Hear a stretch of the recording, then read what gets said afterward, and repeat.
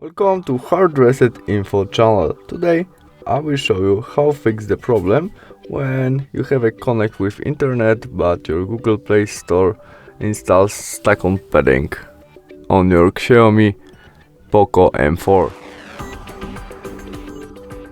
To fix this problem, in the first step we must go back to the main menu of our Xiaomi, and there we navigate to the setting. And now we go to the additional setting, choose it, and there date and time. Now we must turn on first option, set time automatically by the switch on, and we try install again our application, and now it is working. That's all. Thanks for watching. Bye.